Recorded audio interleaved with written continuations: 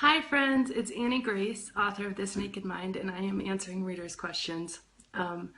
This question I have put a lot of thought into because I did not want to answer it without a significant amount of thought because of how important it is. Equally, I think this answer will probably be iterative because I can't claim to know everything. I certainly don't. So this is kind of my first stab, but I'd love people's comments and suggestions, things you've done, things you've worked, and together, iterate on this because this is such an important conversation. So the question today is from Carly, and she said, I would love some suggestions on how to talk to our kids about drinking and how brainwashed our society is about drinking and at what age to start those conversations. So we know that the campaign in the 80s, Nancy Reagan's campaign, Just Say No, had practically no effect. And if we look at why it had no effect, I think that it wasn't practical enough, it wasn't thoughtful enough, it didn't take into consideration the reality of what kids are dealing with and going through today, and it certainly didn't leave room for questions. And so in my response to this answer, I just kind of started brainstorming a list of do's and don'ts. And like I said, I think this will be iterative. By no means do I think it's conclusive or complete, but I think it's a place to start this conversation. And I obviously thought about it in terms of how I will be speaking to my kids about alcohol. They are 4 and 7, so I think they're a little bit young, but as soon as probably 9 or 10, I will absolutely be talking to them about alcohol. So here's my list. Number 1 is do it. Definitely do it. Don't put it off. And I think that's the most important thing. Any conversation you have is better than no conversation. Do be realistic. Accept that we live in this culture and explore that with your kids. Saying just say no is not realistic and it's not effective. So I think being realistic is a really important part of the conversation. Do talk about your personal stories and your personal struggles, both what you've experienced and what you've observed with other people, because real life stories is key and crucial and very important.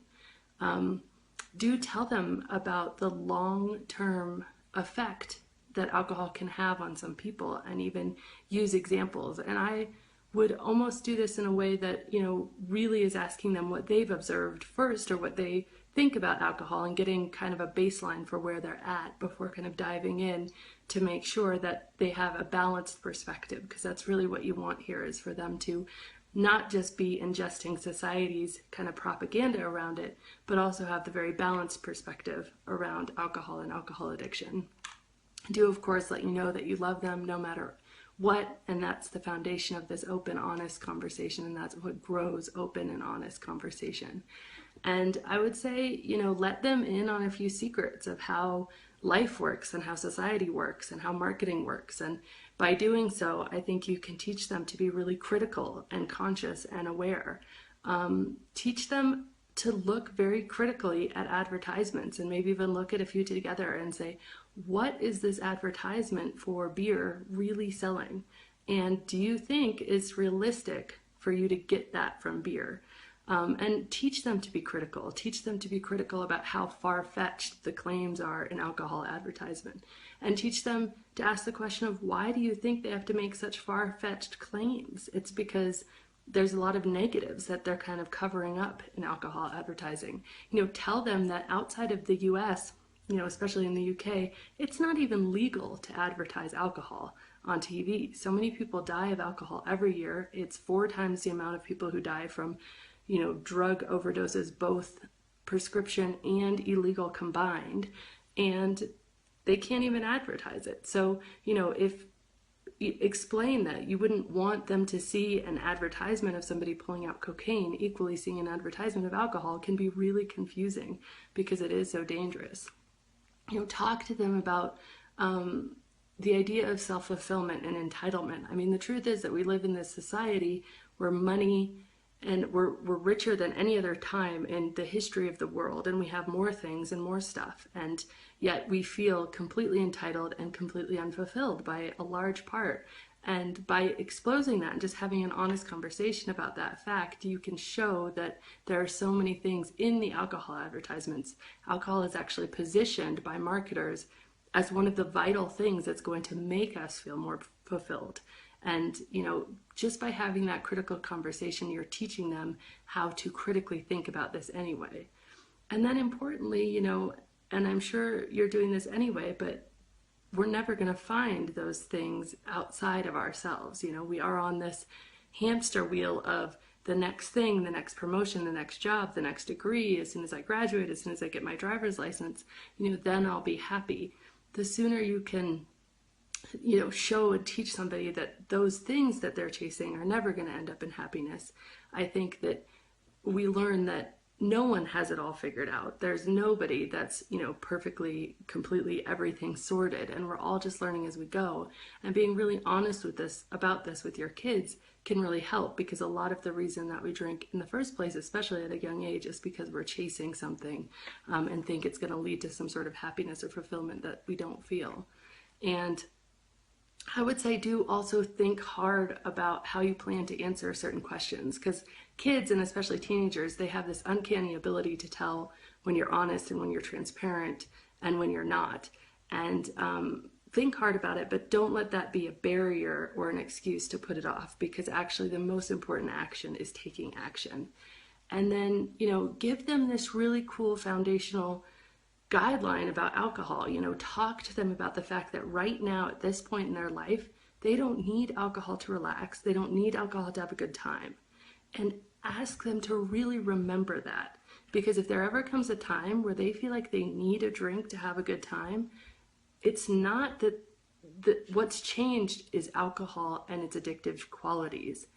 And their capacity to really enjoy life right now without alcohol is something that should be showed to them and cherished, so that if and when they drink, because the truth is they probably will, that's the realistic part of this conversation, if alcohol starts to sink its teeth into them and they become addicted and dependent on it, to where the alcohol is creating a need for alcohol and suddenly they don't believe they can have a good time without it, that could be a really big wake-up call for them. Oh, wait, I remember I didn't used to need this. And kind of cementing that in their minds now, I think, is a really important thing. So here's a few don'ts. Don't pretend to have all the answers. We think our job as parents sometimes is to know everything, and it's not. And, this is a chance to learn together. You don't know why something so harmful and addictive is held up as so important in our society. I don't know why that's true. That's okay. We don't know. We don't understand why society has the relationship with alcohol that it does. It doesn't make sense once you see the truth about alcohol, and especially once you've lived through the pain of addiction to alcohol. So teach them to critically ask these questions together.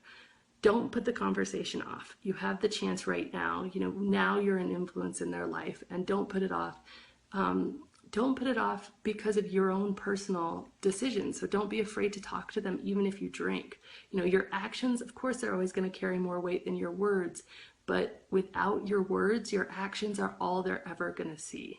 So your actions and your words together are so powerful, but don't forget your words no matter what you're doing. A parent's vulnerability to a child is such a powerful thing. It is incredibly powerful and persuasive and motivating for that child to take a harder, more critical look. I would say don't be afraid to cause them a bit of fear.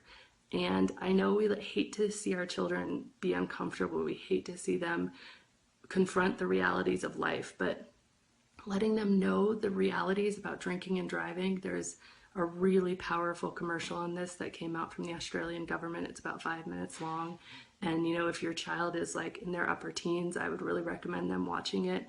Tony Robbins, he says, the way that he made sure that his kids never drank and did drugs is when they were teenagers, he actually took them to see the repercussions of this. And he took them into some very, crack houses, if you will. And they experienced viscerally the horror and the pain. And then they just naturally stayed away from it because they knew without a doubt they didn't want to end up there. And in our culture, we so protect our children that we almost do them a disservice sometimes, because we're so afraid of letting them see the pain that they end up experiencing it. So, letting them watch that commercial on drunk driving, I'll find it and I'll post it in the link below. It's definitely intense, but again, it's important. your conversation with them about alcohol and suicide and how 70% of suicides involve alcohol at the time, and alcohol and depression, and how alcohol can actually release a chemical that steals their ability to be happy, and alcohol and date rape, how 51% of women who go to college are have had some sort of sexual assault, and that statistic is higher than ever before, and the statistics about drinking in college are higher than ever before, and the correlation is higher than ever before. And it's not just the women. There was a man, and he was convicted of sexual assault, and he said, I would have never done this. We were just friends, we were just hanging out, and then I drank too much. And he made a mistake. You don't want your son to end up being a rapist, and telling him about how careful he needs to be once he's intoxicated and no longer has control of those faculties. Those are hard conversations. They're horrible conversations, but the conversation is so much less horrible than the reality if that happens to a really, really good kid. So don't be afraid, and this is my last one, to ask them about how your drinking affects them. And this is really important. And if you've stopped drinking, you can ask them about how it affected them before. If you still drink, you can ask them about how it affects them now. And that's because this leads to an honest and effective conversation. Those are the types of the conversations that work, where you connect person to person, and where you learn something together, where you teach each other together, and not where you pretend to be perfect or have all the answers. And even if it sucks, even if it hurts, that's where the healing is. That's where you can understand, and that's the reality. And if your drinking is affecting them, that will teach you both a lesson, a very, very powerful and important lesson. Allowing them to process these feelings, to open this honest conversation with you without pretending you know all the answers, and certainly without pretending that you're perfect, and with the aim of teaching them to think critically about everything that's happening in our society, I think could lead to some really productive conversation. So a very intense topic. Like I said, I think I will continue to think on this and iterate. And if you have any suggestions, if anybody's out there talking to their kids or have stuff that works or doesn't work, I think we could benefit from a conversation about this in the comments. And thank you, Carly, for this question. I think it's a really important one. So again, this is Annie Grace, author of This Naked Mind. This has been Annie Grace with This Naked Mind podcast. Thank you so much for listening. You can learn more at thisnakedmind.com. And please remember to rate, review, and subscribe, as it really helps us spread the word.